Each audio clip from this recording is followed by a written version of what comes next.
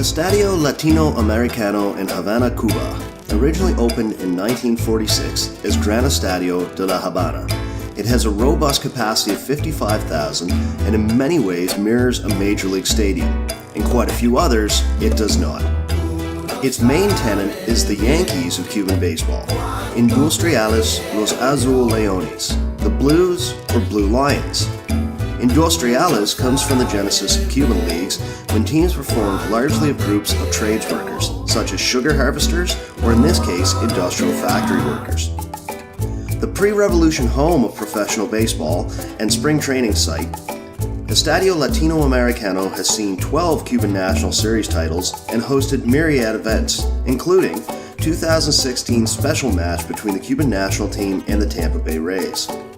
Join us as we take a stadium journey to the island of Cuba and Havana's Estadio Latinoamericano. Stadium Journey ranks 7 key elements of the sporting experience. This combines to give you a fanfare score. The higher, the better. First, a disclaimer, or at least an explainer.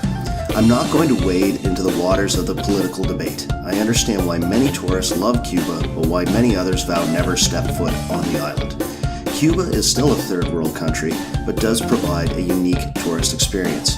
Attempting to compare the stadium experience to a Big Four continental sport isn't totally fair. However, Cuba has a fantastic old-world baseball culture, unlike most stadium experiences. Cuba was great, except for the food. A common refrain is food consistency is a definite issue, despite some of the freshest and best seafood available anywhere. The ballpark offering is geared much more towards locals and not tourists.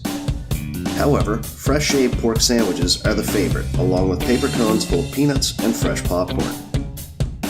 Cuba has 2 currencies, the local peso and the convertible used by tourists, the CUC, which is worth roughly 25 times the peso and is arbitrarily pegged to the US dollar. Most prices at the ballpark are in pesos, and often vendors don't carry much change in CUC. My Spanish isn't strong, but during my last visit I paid 1 CUC, 1 CUC, and got 5 sandwiches, and was later informed I either overpaid or gave a fantastic tip. Alcohol was banned many years ago due to heightened passion of Cuban fans, but they don't have metal detectors and they don't pat you down on the way in. Discretion is advised. Otherwise, Ciego Montero soft drinks. This 7th inning siesta brought to you by Tu Cola. Tu Cola, orange and lime are available. These they do charge 1 CUC for, perhaps due to its popularity with tourists. The selection isn't fantastic, but the prices are. In worst case, you can pack your own lunch and bring it with you.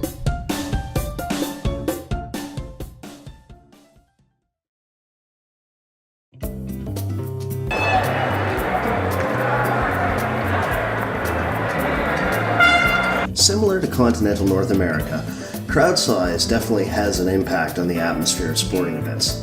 The difference being, in Cuba, crowds definitely overachieve on noise. A full percussion session often leads the tempo and cadence for the crowd. This can straddle the line between melodic and monotonous. However, the band this trip seemed to coordinate actual songs as opposed to a live jam session. Small air horns, similar to the famous vuvuzela, are dispersed. You may want to move around to find a section without these. Some fan bases travel well, as I've seen entire sections of out-of-towners invade and take over the atmosphere, in good fun. The residential neighborhood surrounding the stadium is rather quiet. Luckily, Havana itself is a vibrant and fascinating city, rich in history, culture, and sights to see. So I'll focus more on the capital city as a whole. All-inclusive resorts are on the outskirts of town, but a day trip is always recommended. Havana has plenty of hotel options, from the famous Hotel Nacional and Havana Libre in the Vedado neighborhood, to the Inglaterra, Parque Central, and the new 5-star Hotel Manzana in the Central Square. I've personally found great value in the Hotel Vedado, St. John, or La Colina near La Rampa. The famous Floridita, known as the Hemingway Bar, is worth a pop in but veers towards tourist trap. However, the Montserrat just up the road is usually less crowded. Strolling Obispo Street will always provide paladares, or private restaurant options, and plenty of live music and short sets until the hat gets passed around. An impromptu pub crawl doesn't take much pre-planning.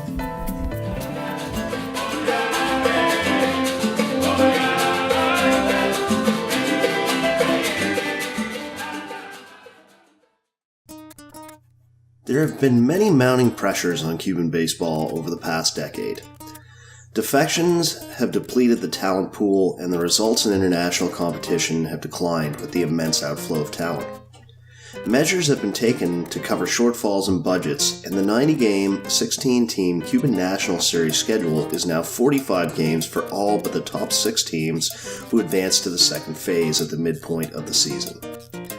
Add in the growing popularity of international soccer and the growing love affair with cell phones, baseball now has more competition than ever for eyeballs and participants.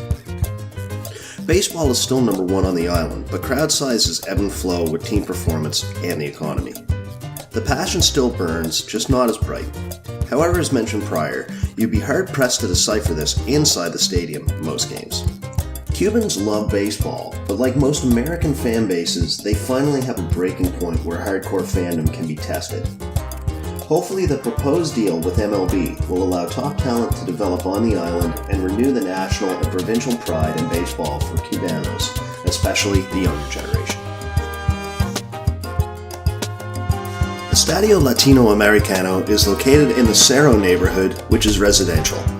The adjacent parking lot is usually empty because the average Cuban doesn't drive, and mass transit doesn't stop at the stadium. The positive, though, is if Havana has 2 million people, it seems to have 2.5 million taxis.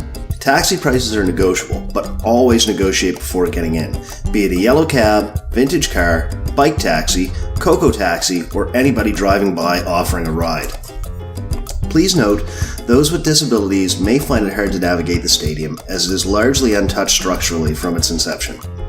Also, tickets are only available the day of as walk-up, and game times have been known to flex without advance warning. Also watch your step between the first and second concourse, as exposed water pipes present a tripping hazard. Consider bringing a seat cushion, as seating options are either old wrought iron chairs or concrete slabs. Let's politely call this aspect of the stadium vintage. Where else can you see top level, often future Major League talent for $3, feed your family for $1, all the while avoiding the winter? Cuba is popular with tourists because your dollar goes further. Schedule and city travel quirks make it harder to see Cuban baseball than before, but your wallet will thank you for it. If you walk into a Cuban stadium, you'll be impressed by the footprint and underwhelmed by the amenities. In many ways, you'll feel like you've taken a time machine to a different era. Cuba's next revolution is digital, but in the meantime, their stadiums, cars, and architecture are artifacts of a bygone era. Havana is a dichotomy of beauty and crumbling infrastructure, very safe and welcoming to tourists. I recommend to everyone to pull themselves away from the beach, as tough as that might be, if only for an afternoon, and take in a ball game.